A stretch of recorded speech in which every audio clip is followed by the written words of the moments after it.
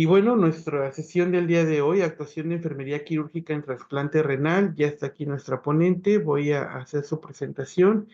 Tenemos el día de hoy como invitada a la maestra Claudia Pérez Patiño. Ella es licenciada en enfermería por la Universidad Nacional Autónoma de México, tiene el curso posttécnico en enfermería quirúrgica por el Instituto Politécnico Nacional, también tiene una maestría en enfermería quirúrgica avanzada por la Universidad Tech Technological University. Es enfermera quirúrgica adscrita al servicio de quirófano de la Torre Quirúrgica del Hospital General de México, doctor Eduardo Lisiaga, y es integrante del equipo de enfermería de trasplante del Hospital General de México.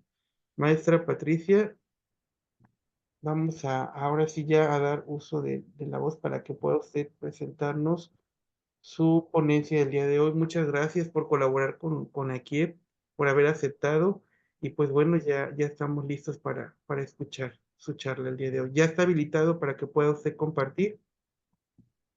Tiene apagado su micrófono. Listo, perfecto.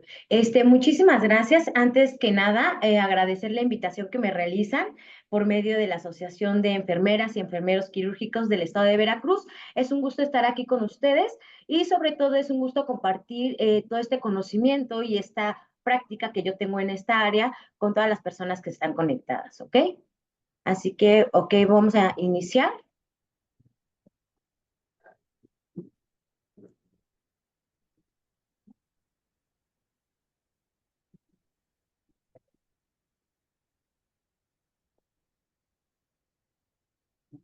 Listo. Muy bien.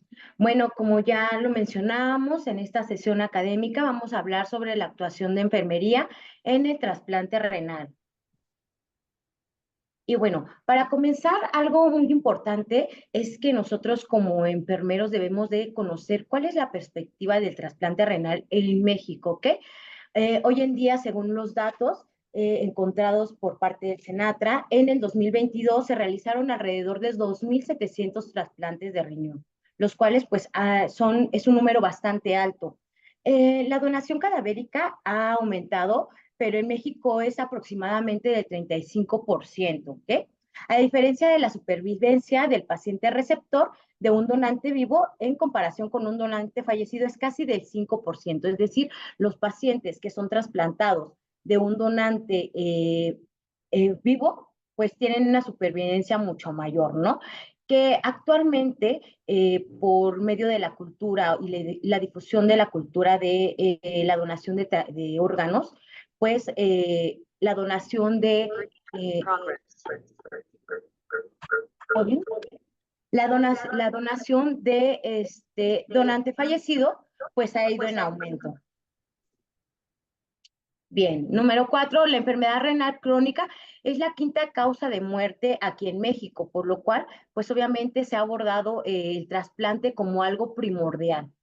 Y bueno, en promedio los trasplantes renales de donante fallecido duran alrededor de 10 a 15 años a comparación del donante vivo, que llegan a durar desde 15 incluso hasta 20 años.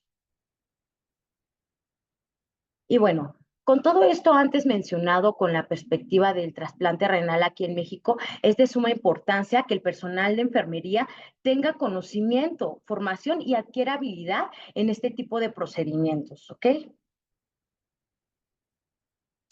Y bien, bueno, pues el trasplante renal es un tratamiento quirúrgico en el que se implanta un riñón sano fallecido a un paciente con enfermedad renal crónica terminal para restablecer las funciones del riñón.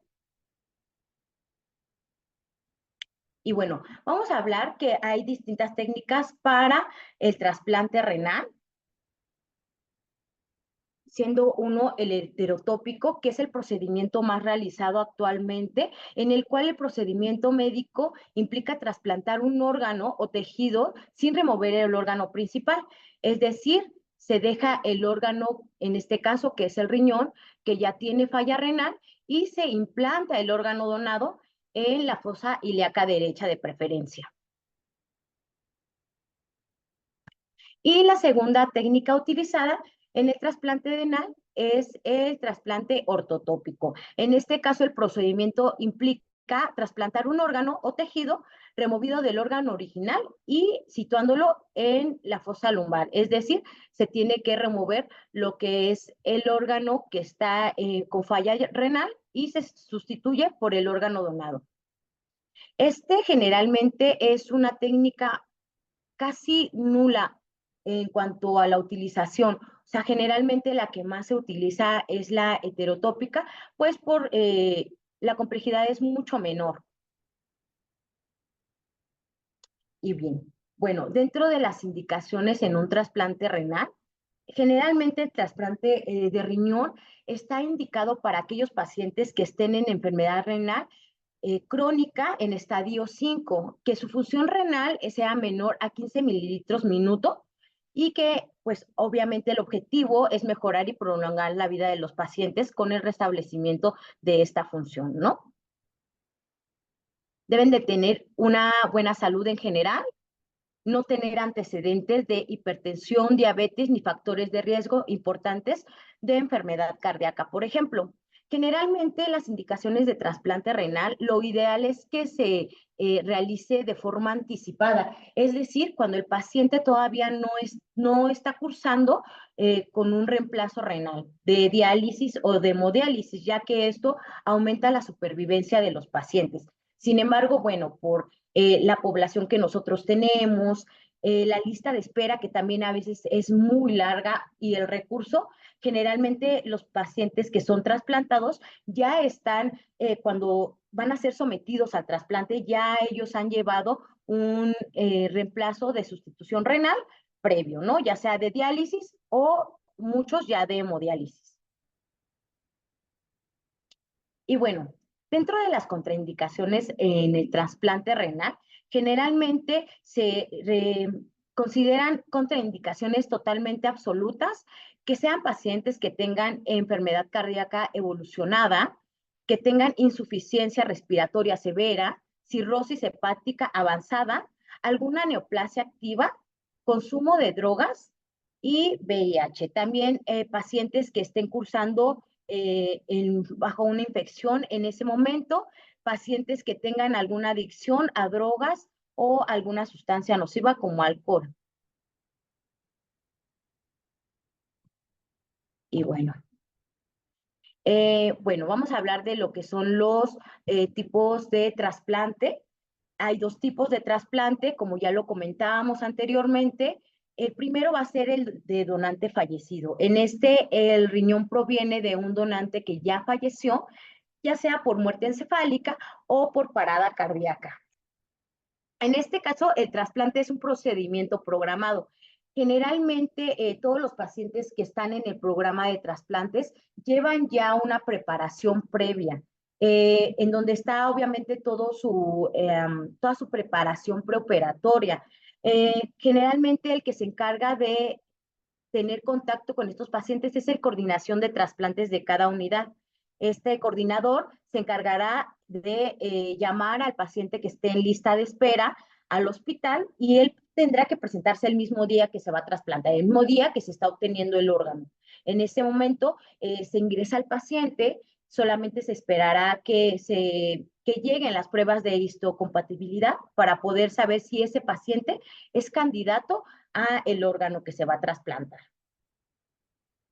Y el de donante vivo, en este caso, el riñón proviene de un donante vivo, como un familiar o amigo que voluntariamente ha cedido el órgano sin fines de lucro y que, bueno, este tipo de trasplante se realiza de forma simultánea, es decir, estos pacientes son programados, son pacientes que van a ingresar al hospital de forma simultánea y que incluso van a ingresar a quirófano igual de forma simultánea.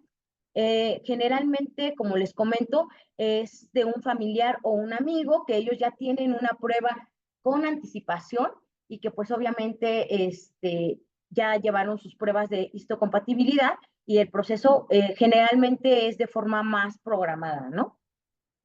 Este tipo de procedimientos hoy en día, o al menos en la institución donde yo laboro, ya no es tan vista porque a raíz de que la cultura de la donación de órganos ha aumentado, pues los órganos que se nos otorgan para poder hacer trasplante generalmente provienen de un donante fallecido, ¿no? Pero pues es importante que nosotros conozcamos estos dos tipos de trasplante, ya que la preparación de los pacientes es similar, pero con respecto al proceso o a la preparación de las salas quirúrgicas, pues sí conlleva un poquito más de realizar más actividades, ¿no? Porque pues obviamente en esta situación no se estaría preparando una sala quirúrgica, sino dos salas quirúrgicas de forma simultánea. Y bueno, dentro de este tema tenemos que hablar igual de lo que es la preservación del injerto, en este caso el riñón, y vamos a hablar que el riñón se debe conservar para un trasplante mediante una solución de preservación, que en este caso debe de ser una solución fría, y generalmente lo que utilizamos es el custodiol, ¿no? Con el cual se lava internamente el órgano en el quirófano justo después de haber sido extraído del donante, ¿ok? Inmediatamente después de la extracción, el tiempo normal de conservación es de 24 y puede llegar a durar hasta 36 horas, ¿ok? Es muy importante que nosotros sepamos que la conservación de este órgano es de suma importancia, porque de eso va a depender qué tan eficaz va a ser el trasplante o el éxito que va a tener este, ¿no? Entonces, siempre se procura que el tiempo de isquemia de este órgano pues sea lo menor posible, ¿no? Para que pues obviamente la probabilidad de éxito y de supervivencia de este trasplante pues aumente, ¿no?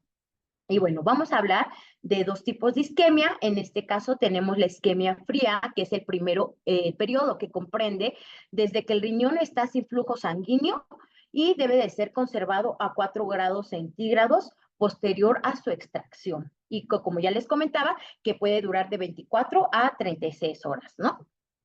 Y también vamos a hablar de lo que es la isquemia caliente, que este periodo es el cual el riñón se encuentra sin perfusión sanguínea y a temperatura corporal de 37 grados. Generalmente, en cuanto el órgano es extraído, ingresa la isquemia fría. Generalmente no se deja en espera este órgano, precisamente para evitar, ¿no?, que este órgano pues ya no tenga la supervivencia que debería tener desde un principio. El único momento en el que está expuesto este órgano es en el momento que realizan el tiempo de banco y que incluso en el tiempo de banco siguen trabajando en el hielo frappé y el órgano sigue en custodiol, ¿no? Bien.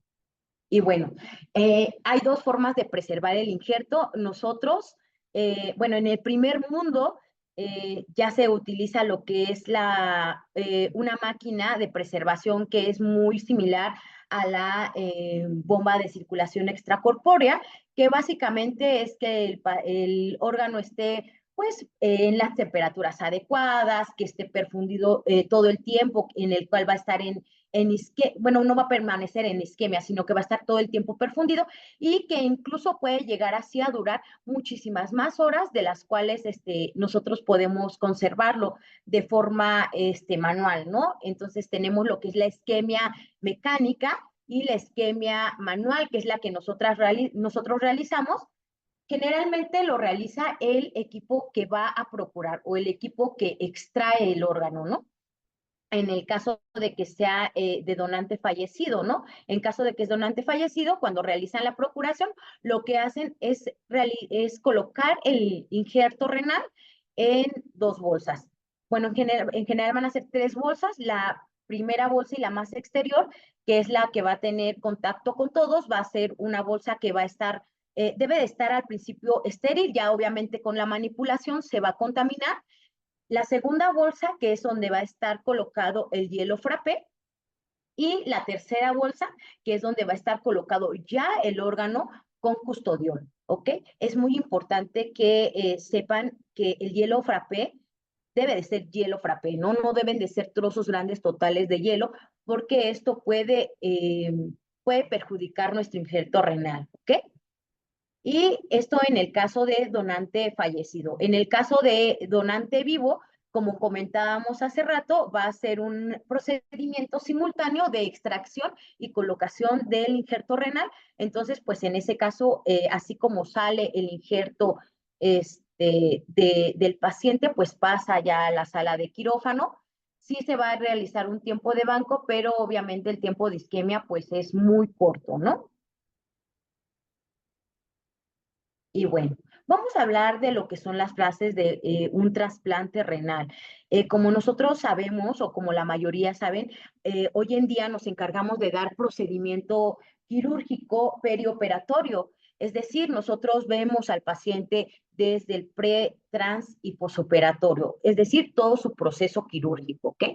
Nos compete como enfermeras quirúrgicas llevar todo este proceso, ¿no? Porque no, el cuidado que nosotros brindamos no es unitario, no es específico, sino debe de ser individualizado y obviamente bajo un criterio en el cual nosotros nos estamos basando a raíz de lo que es la exploración de nuestro paciente y de cada caso en específico, ¿no?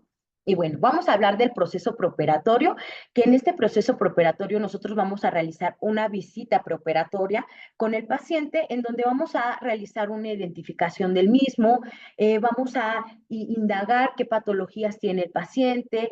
Generalmente son pacientes que no deben de tener crónico-degenerativos, como ya los comentábamos, como diabetes, hipertensión, ¿ok? Este, Muy bien.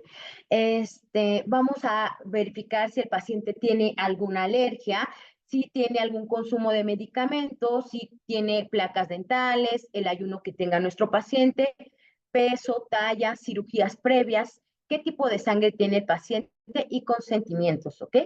Generalmente estos pacientes, su proceso administrativo suele ser muy, muy acelerado porque obviamente se pretende que el órgano esté en menor tiempo de isquemia, ¿no?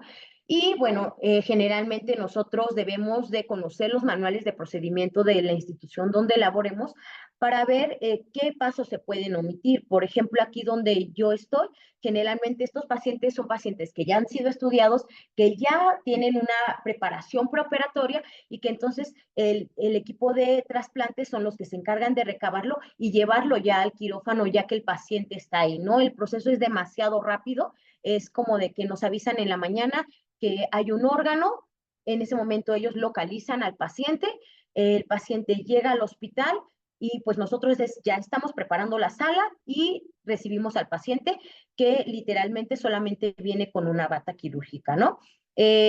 Como les comentaba, aquí en el hospital donde yo trabajo y seguramente en las instituciones donde ustedes también laboren, el protocolo es que el proceso administrativo puede omitir algunos pasos, como que en cuanto al consentimiento informado, se maneja como emergencia y urgencia. Los pacientes que ingresan por urgencias, pues deberán de tener su expediente completo. Los pacientes que ingresan como emergencia son todos aquellos en los cuales un órgano esté comprometido. Entonces, en este caso, siendo un trasplante, siendo que tenemos un órgano que está en isquemia, pues obviamente se puede incluso omitir. Sin embargo, son cosas que generalmente administrativamente siempre están completas, ¿ok? Pero que sí es importante que nosotros lo conozcamos, porque pues sí se han dado casos de que ingrese el paciente y falta uno o dos consentimientos, o no sé, faltan cosas administrativas que son importantes, por supuesto, pero que aparte sabemos que sí existen. Sin embargo, el hecho de que lleguen un poco tarde a nuestras manos o a la sala de quirófano, pues no debería de retrasar el proceso de trasplante, ¿no? Que ese es el objetivo primordial. Y bueno, muy bien. Dentro del proceso transoperatorio, vamos a ver que, perdón, es que si me dan un segundo,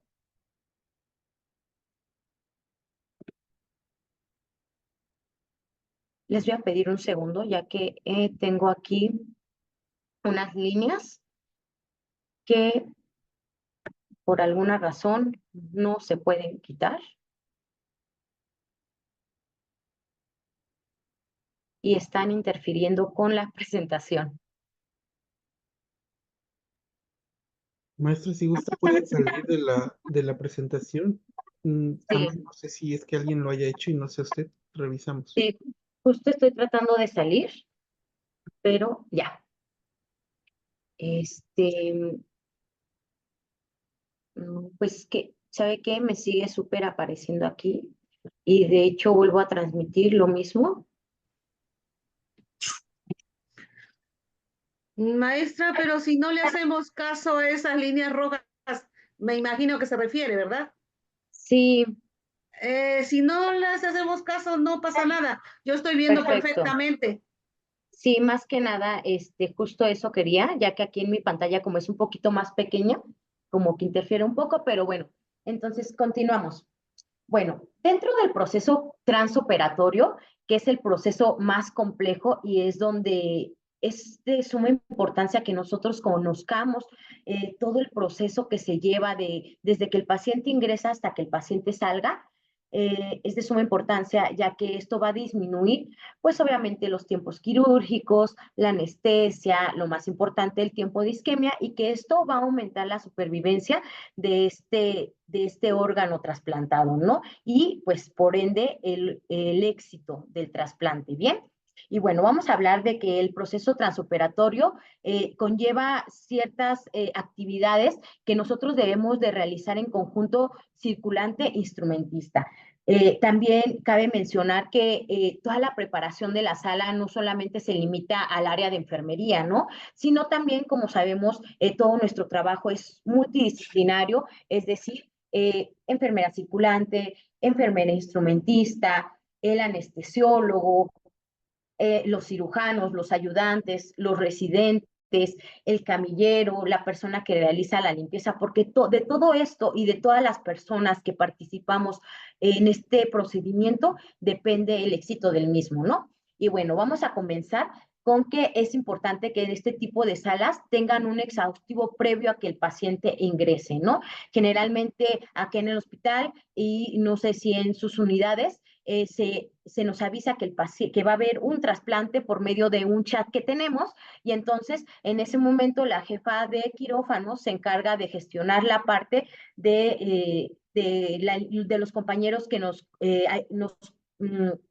ayudan con la limpieza de las salas quirúrgicas para hacer el exhaustivo en este caso. Nosotros como equipo vamos a verificar la funcionalidad del mobiliario, mesas quirúrgicas, mesas Pasteur, que sean suficientes. Generalmente vamos a ocupar una mesa de riñón, una mesa de mayo, dos mesas Pasteur generalmente, ya que ocupamos una para lo que es el monitoreo invasivo de anestesia y otro para la colocación de la sonda transuretral, que la coloca lo que es la enfermera circulante y que en esa misma, posteriormente a que ya hayamos iniciado el procedimiento quirúrgico, vamos a realizar o van a realizar el tiempo de banco, ¿no? Y bueno, también se tiene que verificar que las tomas de aspiración estén funcionales. Generalmente vamos a preparar dos, una para el equipo de anestesia y otro para el equipo de quirúrgico, ¿no? En caso de que se utilizara un recuperador quirúrgico, pues bueno, ya generalmente viene un proveedor que son los que se encargan de proveernos la succión para estar recuperando la sangre durante todo el transoperatorio y entonces debemos de tener dos tomas en el campo quirúrgico, ¿no? Dos succiones en el campo quirúrgico, uno que se llama el de la calle, que es el que nosotros preparamos habitualmente, y el que es del recuperador quirúrgico, ¿no? Vamos a tener una lámpara quirúrgica extra, que esa se va a utilizar para el tiempo de banco, que va a ser, como ya les comentaba, en una mesa adicional. Vamos a verificar nuestros aparatos electromédicos. En este caso, solamente utilizamos electrocauterio, ¿no? Si tuvieran algún otro aparato electromédico, pues verificamos que tengamos las pinzas y las consolas necesarias y que estén funcionales, ¿no? También es muy importante que en estos pacientes tengamos un colchón térmico. Este colchón térmico va a estar durante todo el transoperatorio, ya que estos pacientes llegan a perder bastante temperatura corporal porque durante un tiempo de la cirugía, que lo vamos a ver más adelante, la cavidad se está irrigando continuamente con agua fría, ¿no? Solución fría. Y bueno, vamos a ver que en este tipo de pacientes se necesita tener al paciente en posición de cúbito dorsal. Vamos a proteger igual todas las prominencias óseas como lo realizamos en cualquier otro procedimiento quirúrgico. Sin embargo, pues en este vamos a tener más atención porque pueden ser procedimientos que duren 3, 4 horas o pueden ser procedimientos muy prolongados, ¿no? El tipo de anestesia, siempre se le va a dar anestesia general y un bloqueo SP, que es el bloqueo de plano del músculo erector de la espina, que generalmente lo van a dar ya al término del procedimiento. Anestesia lo coloca pues para prevención del dolor postoperatorio. Este bloqueo como es una alternativa de la analgesia multimodal de los pacientes que reciben un trasplante renal y generalmente suele ser aplicado al término del procedimiento quirúrgico, como ya lo comentaba, y que es bilateral, ¿no? Se van a colocar accesos venosos, centrales y arteriales. En esta situación, pues obviamente la enfermera circulante tendrá que encargarse de proveer todo el material, anestesia y trabajar en conjunto con ellos, ¿no? Porque generalmente también son partes de nuestras actividades, ¿no? Se asiste lo que es la colocación del central, el arterial, o nosotros hacemos el abordaje también, o de los accesos venosos, ¿no? En este caso, igual se va a colocar una sonda transuretral. Generalmente esta sonda transuretral va a ser de 3 vías. Esto es importante también que tengamos una comunicación con el cirujano y los residentes o el ayudante del cirujano, ¿no? Porque muchas veces sí colocan la sonda de 3 vías o solamente de 2 vías, la normal. ¿De qué va a depender? De la técnica del cirujano. Generalmente, si se colocan de 3 vías es porque el cirujano va a colocar solución en el transoperatorio en la vejiga para localizarla o visualizarla mejor durante el transoperatorio, y que a veces suele ser irrigada o suelen infundir solución fisiológica con antibiótico dentro de la vejiga, ¿no? O algunos cirujanos también prefieren colocar azul de metileno para, como les comentaba, localizar de mejor forma la disección durante el transoperatorio, durante la cirugía. Eso ya dependerá de cada médico, pero sí es importante que nosotros nos comuniquemos previo a la cirugía, ¿no? O antes de colocar la sonda transuretral para ver qué equipo vamos a utilizar, si solamente utilizaremos un equipo de sonda transuretral habitual, con nuestro equipo normal, nuestra bolsa recolectora normal, o si necesitaremos la solución azul de metileno y alguna pinza para clampear el drenaje para que la vejiga esté llena durante todo el transoperatorio.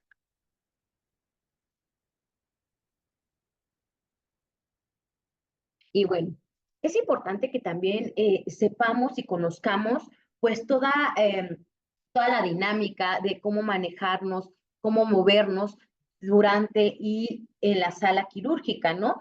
Por lo cual es importante conocer la posición del equipo quirúrgico. Generalmente, nosotros debemos conocerlo previo a que el paciente ingrese a sala, ¿no? Porque nosotros vamos a acomodar nuestra sala dependiendo de cómo vamos a estar colocados, de cómo va a estar colocado el equipo quirúrgico, nuestros aparatos electromédicos, etcétera, ¿no? Entonces, bueno, generalmente el abordaje se va a realizar en fosa ilíaca derecha debido a que la anatomía es más accesible del área donde se colocará el injerto, ¿no?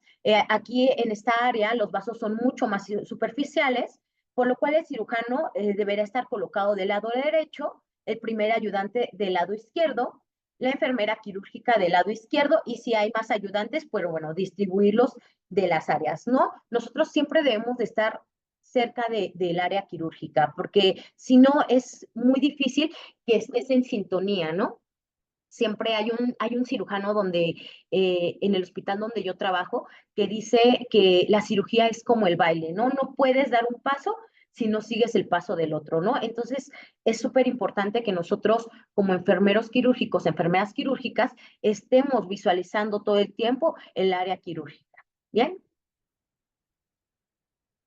Y bueno, Dentro del material de consumo que vamos a utilizar en este tipo de procedimientos, de forma general vamos a utilizar lo que es la clorhexidina para realizar la antisepsia del área perioperatoria. Vamos a utilizar un bulto quirúrgico que generalmente todos están compuestos por los mismos campos. Textiles, que en este caso van a ser gasas, compresas. Vamos a utilizar tubo de aspiración, jeringas asepto, un electrobisturí, guantes de diferentes medidas, que igual nos comunicaremos con el equipo quirúrgico previo a abrir campos. Vamos a utilizar 2 jeringas de 20 generalmente. Una jeringa la vamos a utilizar para solución normal y la otra jeringa la vamos a utilizar para solución heparinizada. Vamos a utilizar 2 catéteres periféricos de distintos colores. Esto es muy importante porque vamos a colocar un color que generalmente yo en mi práctica coloco el catéter verde en una jeringa de 20 para la solución normal y el catéter rosa, que es el 20, para la solución heparinizada. Generalmente el equipo quirúrgico ya sabe, ¿no? Ellos ya saben que si le estás dando la jeringa con el catéter rosa, les estás dando solución heparinizada. Y si les estás dando verde, pues es solución normal, ¿no? Esto es muy importante porque durante las anastomosis se debe de irrigar y pues bueno, deberá ser con solución heparinizada, ¿no? Se van a utilizar igual ligas vasculares, esto para realizar la disección, la referencia y la obstrucción de la circulación de los vasos que se van a anastomosar durante el transoperatorio, ¿no? Se van a utilizar también clips vasculares chicos y medianos, que son prácticamente grapitas que vienen en pinzas. Vamos a utilizar sondas Nelaton para hacer pinzas protegidas. Estas pinzas protegidas, de mínimo debemos de tener 4 pinzas protegidas, ¿ok? Para cuando ya van a hacer las anastomosis. Es muy importante porque estas pinzas protegidas van a ayudar a referir los cabos de las suturas que van a realizar en las anastomosis para que no se vayan a trozar. Vamos a utilizar heparina, que la vamos a preparar en solución fisiológica. Generalmente lo preparamos 1 en 1. Catéter doble J, que se va a colocar para el reimplante ureteral. Vamos a utilizar un drenaje cerrado, que generalmente es un drenaje G-Back. Y bueno, ya como les comentaba, material para instalación de sonda transuretral y el material para el bloqueo al final de la cirugía. El bloqueo generalmente, si se va a realizar bilateral, casi siempre se realiza bilateral, es colocar una clorhexidina para realizar la antisepsia, campos o compresas para delimitar el área, un Tegaderm o algo con lo que podamos o el anestesiólogo pueda cubrir lo que es el transductor de el ultrasonido y gel. Y listo. Y algunas jeringas que ellos van a utilizar y el medicamento que ellos ya tengan preparado. Y bueno, aquí les coloqué solamente algunas imágenes como de lo más importante. Creo que ya lo que mencionamos del material de consumo de forma habitual ya lo conocemos, solamente para recalcar las ligas vasculares. Generalmente vienen azul, blanca, roja, amarilla. Nuestro catéter doble J, que debe de tener el catéter, el hilo, que es el que mantiene la forma del catéter, y el introductor, que es este, o la guía, ¿no? Entonces, siempre vamos a quitar estos hilitos que no nos van a servir para nada. Vamos a proporcionar el catéter, que es este catéter, y después la guía, que es con la que van a empujar, ¿no? Generalmente, como está expuesta ya el área anatómica, no sería de tanto uso la guía. Sin embargo, pues debemos de conocer las partes del catéter y para qué sirve, ¿no? Y pues nuestro drenaje GVAD. Y bueno, vamos a mencionar qué suturas quirúrgicas vamos a utilizar para este tipo de procedimiento y vamos a tener listo en el campo su Tupac 3 ceros, 2 ceros y del 1. Este orden en el cual se los puse también es importante, ya que es el orden en el que nosotros debemos de colocar o acomodar nuestras suturas libres en nuestra mesa de mayo, porque es el orden en el cual se van a utilizar de mayor frecuencia a menor frecuencia, ¿no? Vamos a utilizar ácido polglicólico del 3 ceros para tejido celular subcutáneo, del 1 para el músculo, polipropileno 3 ceros para el cierre de piel y del 1 para aponeurosis. polipropileno 5 ceros vascular para la anastomosis venosa, polipropileno 6 ceros vascular para la anastomosis arterial y polidioxanona 5 ceros vasculares para el reimplante ureteral. ¿Ok? Generalmente de Sutupac vamos a utilizar mínimo 2 de cada uno. Bueno, obviamente para el tejido celular subcutáneo, 2 de cada uno igual, polipropileno, generalmente solamente utilizan 1, si acaso 2. Y con respecto a las suturas de las anastomosis vasculares, es muy importante que tengamos una comunicación efectiva con el cirujano o con el primer ayudante, ¿no? Comentarles las suturas que nosotros tenemos desde un principio y igual comentarles cuáles son las suturas de su preferencia para las anastomosis venosas y arteriales y también para el reimplante ureteral. Esto es importante que siempre lo comentemos antes, previo a iniciar procedimiento quirúrgico, ¿no? Porque a veces pasa, ¿no? Que tienen alguna otra preferencia en el campo quirúrgico y entonces ya cuando lo piden es cuando decimos, ups, no lo tenemos, ¿no? Eso no debe de pasar, no debe de pasar. Nosotros debemos de tener mínimo 2 suturas de cada una para la anastomosis y para la verificación de las fugas y demás, y de la anastomosis, otras 2, ¿no? Entonces, en total, 4 suturas polipropileno 5 ceros, 4 suturas polipropileno 6 ceros y polidioxanona con 2 es más que suficiente, ¿no?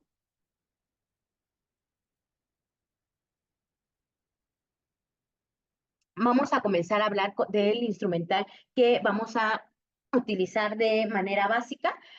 Vamos a requerir una especialidad de trasplante renal que como mínimo indispensable debe de tener las pinzas que están enlistadas en esta parte, ¿ok? Vamos a ver que debemos de tener mínimo indispensable pinzas de campo, Mosco, Kelly, Rochester, pinzas de Alice, cístico, que deben de ser de diferentes tamaños, esto por el nivel de abordaje, ¿no? De abordaje de lo más superficial a lo más profundo, ¿no? Mínimo 2 pinzas Satinsky, portahojas Mayo Hegar, portahojas vasculares, tijeras de Potts, pinzas de Sims curvas, rectas, tijeras para material de Mayo, separadores de Richardson, separadores Farabeuf, cánulas Yankauer, súper importante, de mínimo 2 disecciones arteriales. Si tuviéramos 4 sería lo ideal, ya que 2 se van a utilizar en el campo quirúrgico y 2 más se van a utilizar en el tiempo de banco, ¿no? Disecciones con y sin dientes, mango de bisturí 4, un mango de plastía que es el número 7 y pues nuestras pinzas de anillos, ¿no? Vamos a utilizar separadores automáticos, en este caso pueden ser Alexis, Balfour lo ideal sería que tuviéramos Thompson siempre, pero bueno, no siempre es posible. Igual, eso lo comentamos previo al procedimiento quirúrgico, a iniciar, ¿no? Separadores de esmarres o de vena, como mínimo 3 riñones de 500, ya que en uno vamos a colocar solución sola, solución con heparina, y si requiriéramos guardar algún vasito, etcétera, en algún riñón, debemos de tener también en solución, entonces también lo colocamos, ¿no? Una flanera para nuestros punzocortantes y, bueno, para nuestro tiempo de banco como mínimo indispensable. Bueno, esto es muy importante mencionarlo y quiero hacer como un hincapié en esta parte. Muchas veces cuando el órgano viene de otra unidad, el tiempo de banco lo realizan previo a que el paciente ingresa a sala de quirófano. ¿Esto para qué? Pues obviamente para maximizar los tiempos, ¿no? A veces el paciente que va a ser trasplantado o todavía no llega o todavía no tiene todo para ya pasar a quirófano y entonces lo que hacen para disminuir todo este proceso es hacer el tiempo de banco previo a que el paciente ingresa a quirófano, es decir, preparar el órgano para ya posteriormente en el transoperatorio ser implantado de una forma más fácil y más rápida y eficaz, ¿no? Pero bueno, si ya sea que se haga previo o durante el transoperatorio, para el tiempo de banco, como mínimo indispensable, debemos de tener un lebrillo, pinzas de mosco que van a ocupar para realizar la disección, corte de Metzenbaum, mayo recta, dos disecciones vasculares con o sin dientes, perdón, disecciones vasculares y debemos de tener también suturas para esta disección, ¿no? Su Tupac, que esto va a estar preparado en una mesa adicional aparte de la que nosotros ocupamos, ¿ok? Y que generalmente esto lo realizan los residentes. Vamos a preparar, dependiendo del tiempo quirúrgico, para el abordaje instrumental de acuerdo a los planos anatómicos, de superficial a profundo, iremos cambiando el instrumental, de corto a largo, separadores pequeños a más grandes, etcétera, ¿no? En el tiempo vascular, como mínimo indispensable y para las anastomosis, vamos a ocupar disecciones vasculares, que mínimo vamos a tener 2, pinza de Satinsky para realizar el clampeo, el arteriotomo para realizar lo que es la boca de en un vaso, que es con lo que se va a realizar la anastomosis, que puede ser de 4, 4.5, igual dependiendo la preferencia del cirujano, que igual lo vamos a comunicar previo a que el paciente ingrese a sala de quirófano. Un mango de bisturí con una hoja 15, tijeras de POTS, clamps bulldog y portahojas vasculares, como mínimo indispensable para una anastomosis. Y bueno, aquí les pongo algunas imágenes como del instrumental que a veces no reconocemos como de forma tan fácil o no la vemos de forma habitual. Aquí les puse un separador Alexis, un separador de Balfour, el separador de vena o de Smarres, las disecciones vasculares, unas pinzas de Satinsky, el arteriotomo, que es con lo que se realiza o se coloca lo que es la boquita de una de los vasos para poderse anastomosar, el clamp bulldog y un portahojas Castroviejo, que son para nuestras suturas vasculares. Y bueno, dentro de la técnica quirúrgica, lo voy a resumir de forma muy eficaz. De todas formas, quiero que sepan que más adelante voy a mostrarles unos videos donde de forma más gráfica pudieran identificar estos pasos. Generalmente yo no soy de la idea de expresar o compartir una técnica quirúrgica cirujano-instrumentista como anteriormente se realizaba, porque eso ya está ya muy descontinuado, ¿no? Ya que generalmente siempre las estructuras anatómicas pues de los pacientes van a ser diversas, las técnicas quirúrgicas que los cirujanos utilizan igual van a ser diferentes y a veces incluso nosotros no vamos a contar con el material que nos describe la bibliografía, ¿no? Entonces, lo ideal es que nosotros conozcamos anatomía, técnicas quirúrgicas y sobre todo, pues lo que nos compete, ¿no? Para qué y cómo se utiliza cada instrumental, ¿no? Y bueno, vamos a ver que el tiempo de back table o tiempo de banco se va a realizar en una mesa Pasteur por médicos cirujanos o residentes, en donde van a preparar los vasos del injerto que se van a anastomosar y reconstrucciones de variabilidades anatómicas de los vasos. Es muy importante, el tiempo de banco no se retira hasta verificar que el órgano esté bien perfundido. ¿Por qué? Porque a veces suelen realizar una anastomosis y resulta que se estenosa, resulta que les quedó muy corto, resulta que el vaso está torcido y entonces deshacen la anastomosis y entonces el órgano tendrá que permanecer de nuevo en isquemia fría, ¿no? Y bueno, en ese momento ellos decidirán si toman un injerto, si toman otro injerto de otro vaso, etcétera. Entonces, el tiempo de banco no se retira hasta que el órgano ya esté bien reperfundido. Y bueno, vamos a hablar de forma general de la técnica quirúrgica, que va a ser una incisión tipo Gibson o palo de hockey en la fosa ilíaca derecha, como ya lo comentábamos. El abordaje siempre se va a realizar por planos anatómicos, se van a ligar vasos epigástricos o a referir, dependiendo del cirujano, ¿no? En el caso de la anatomía del hombre o mujer, en el caso de la mujer, pues se puede ligar y cortar o solamente referir el ligamento redondo y en el caso de los hombres se tiene que referir el cordón espermático según sea el caso. Esto se puede referir con las ligas vasculares o con una cinta umbilical, ¿no? El punto es no dañar la estructura, ¿no? La disección de los vasos anastomosar se va a realizar la disección de la vena y de la arteria ilíaca con clips vasculares, su Tupac y con las referencias de las ligas vasculares que ya lo habíamos comentado, ¿no? Aquí, pues obviamente los clips vasculares y el Sutupac dependerán los vasos que vayan ellos disecando, ¿no? Nosotros debemos de estar todo el tiempo en el campo quirúrgico. Y todo este tiempo, desde que inicia el abordaje del paciente de piel hasta la disección de los vasos, se tiene que estar irrigando cavidad, pues con solución tibia, ¿no? Solución que esté a temperatura del paciente, 37 grados generalmente, y posterior a eso, cuando ya se realiza el clampeo de los vasos, vamos a iniciar la irrigación de solución fría, ¿ok?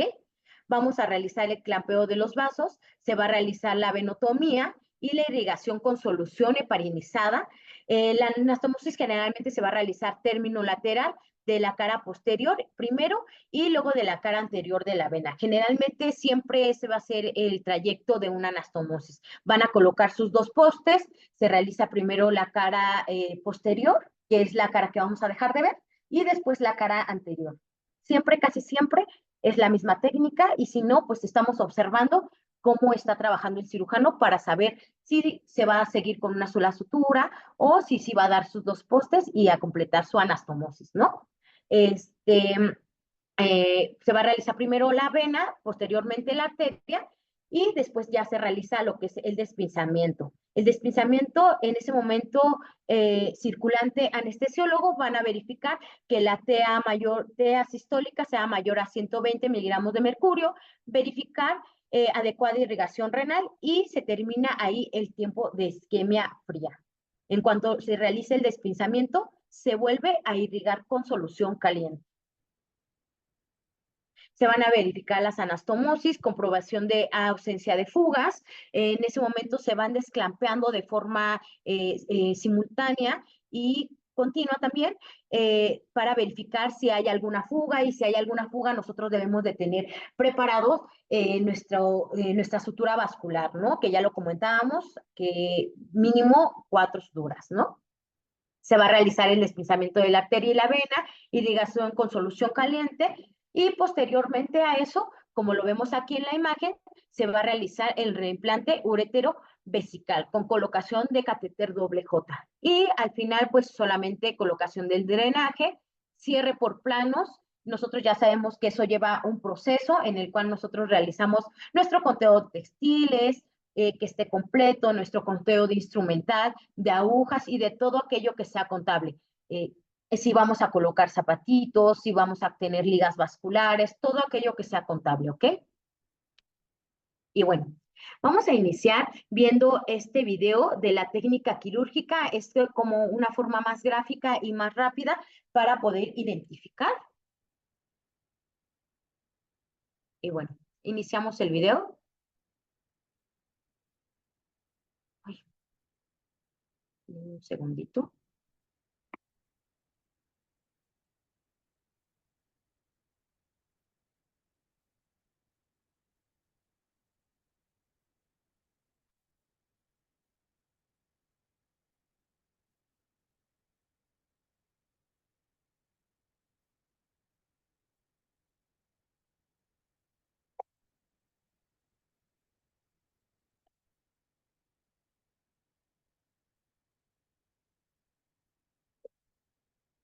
Colocación de los cabos.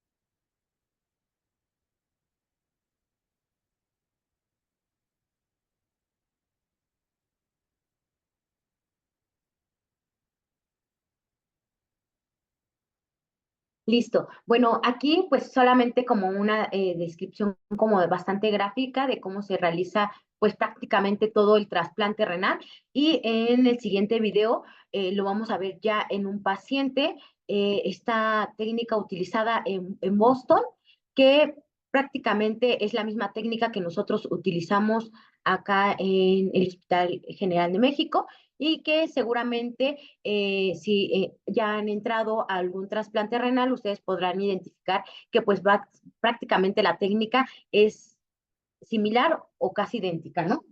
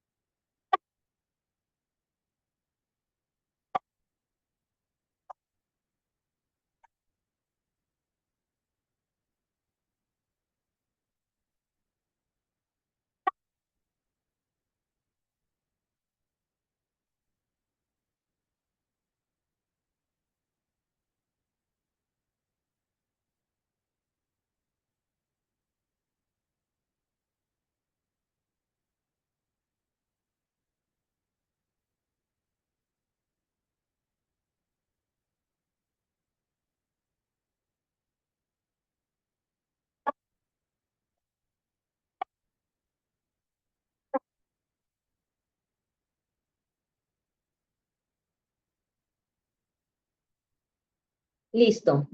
Bueno, ahí prácticamente ya nada más realizaban el cierre. Como pudieron ver, me voy a regresar un poquito en esta imagen. Van a realizar el clampeo de los vasos, las anastomosis, dependiendo la preferencia del cirujano, vena, arteria y posteriormente el reimplante ureteral, ¿no?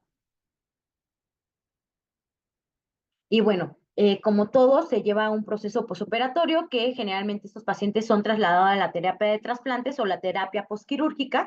Deben de mantenerse hemodinámicamente estables, con una perfusión adecuada, una normotemia adecuada y cuantificación del gasto urinario y la verificación de los gastos del drenaje. Y bueno, pues eso sería todo. Les agradezco muchísimo su atención.